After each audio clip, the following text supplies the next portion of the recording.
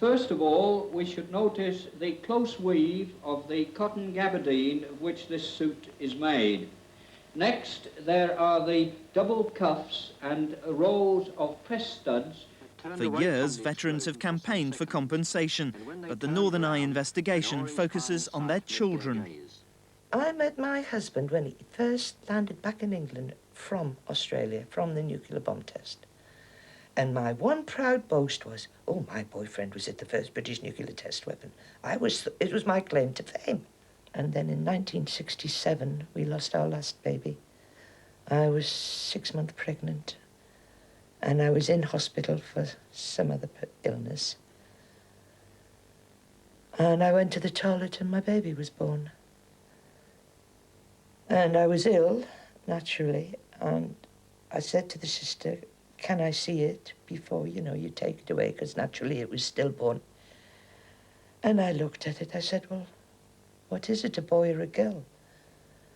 And the sister looked. There was no genitals at all. All there was like a piece of creamy thread from the front of his bottom. And because he had the face and shape of my husband, we decided it was a boy. And that's the only way we could find out his sex.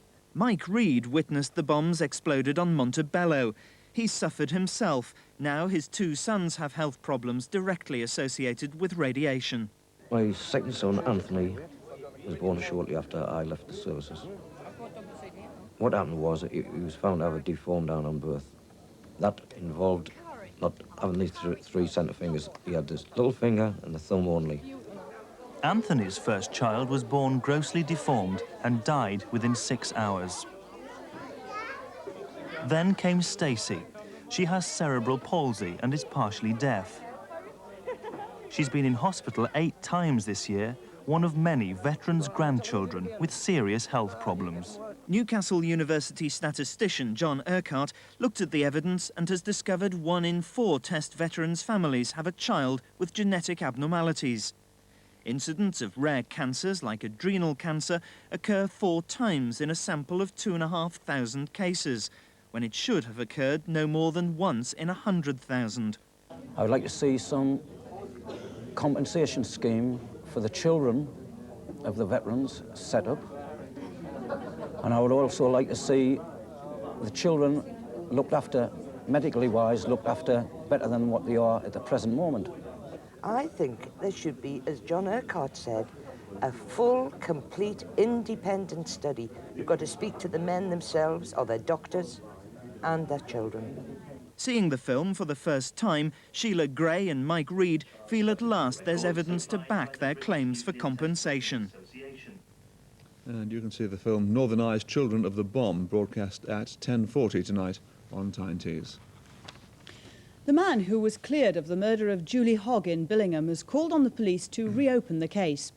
Billy Dunlop was speaking on the first day of freedom after 20 months behind bars.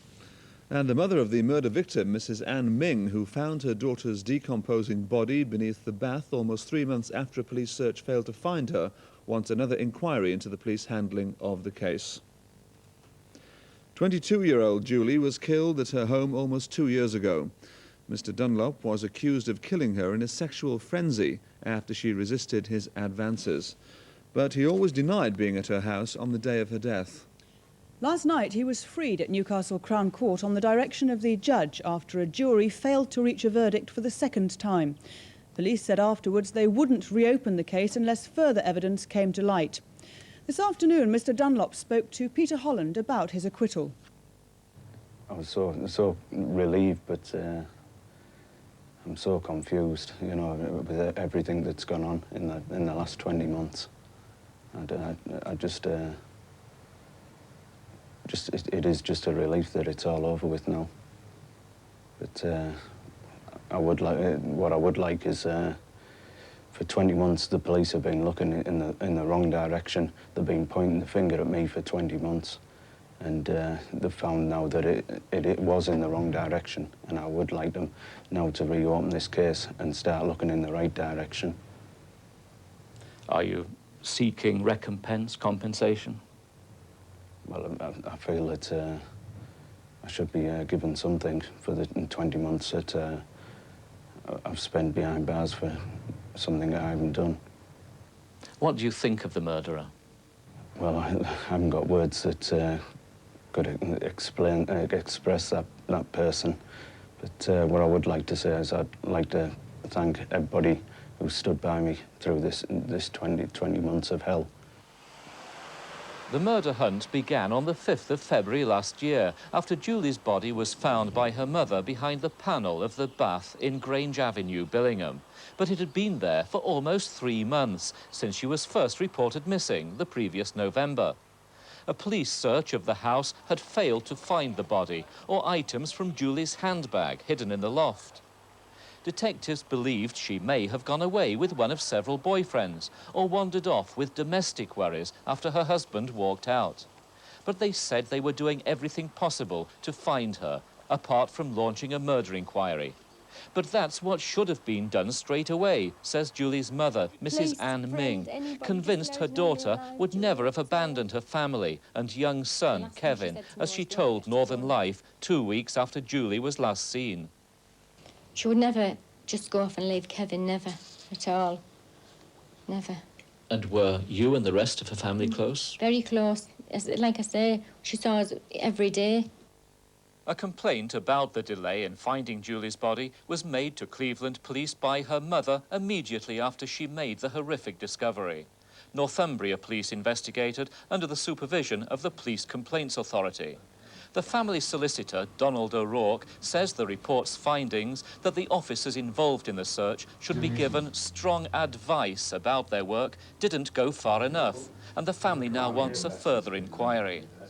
Well, she and her family are devastated by the fact that after all these months there is still a killer at large.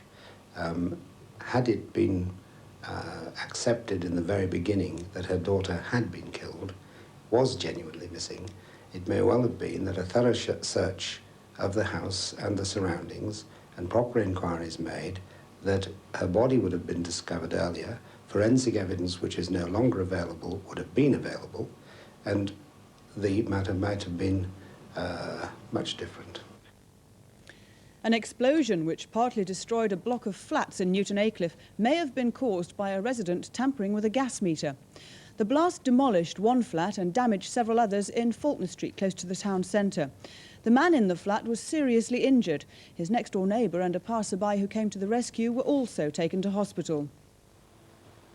The top corner of the block of 8 council flats in Faulkner Street was destroyed by the blast, which ripped through the wall shortly after 11:30 last night.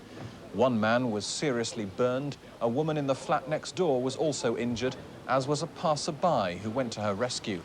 British Gas say their inspection shows that the supply of gas to the flats and all the appliances were in working order. However, the meter in flat 26, where the explosion happened, was not. They say they have evidence that it may have been tampered with. That investigation is continuing tonight with the help of forensic scientists. The man who was badly injured is believed to be 33-year-old Martin Ross, who lived in the flat which was destroyed. He's in Middlesbrough General Hospital with serious burns. Unemployment in the north has risen for the 15th month in succession, with a further 1,000 people losing their jobs. New seasonally adjusted figures show 150,000 people without jobs in the region. This is 27,000 more than at this time last year. The figures give the region an unemployment rate of 10.7% compared with 10.6% a month ago.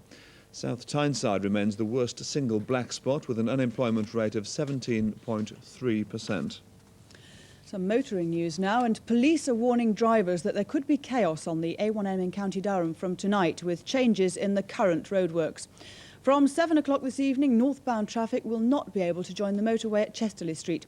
Diversions will be in operation via Birtley or Washington, and major delays are expected. The Archbishop of Canterbury has renewed his warning that social deprivation is gripping Britain's inner cities. Dr. George Carey told the meeting in London that it was not enough to feel outrage at recent violence. People had to work towards regeneration of the problem areas. But he said that his comments on the Tyneside riots were being taken out of context. The way in which those remarks were greeted outside that conference gave me much food for thought. I was pressed to express outrage at the riots and to condemn. Of course, I and you condemn unreservedly behaviour which causes fear and danger to people, damage to property, and which destroys peace and good order. It was a sadness to me that my comments about individual sin and accountability in that address were totally ignored. Riots and indeed antisocial behaviour which results in the wanton destruction of other people's property are not things which an orderly society could or should condone. The Agriculture Secretary, John Gummer, has announced that the use of drift nets to catch salmon off the northeast coast is to be phased out. The move has been attacked by Berwick MP Alan Beath, who says that the move is more to protect wealthy landowners than fishing stocks. What the government have done is caved in to big Scottish landowning interests in defiance of the scientific evidence. This report, which was published today, gives no evidence of any threat to the stocks from the Northumberland drift net fishery and doesn't suggest that stocks in rivers would be improved at all if it was banned. And yet, in the long term, they're going to destroy the whole way of life of many fishing communities in Northumberland in order to appease big interests in Scotland.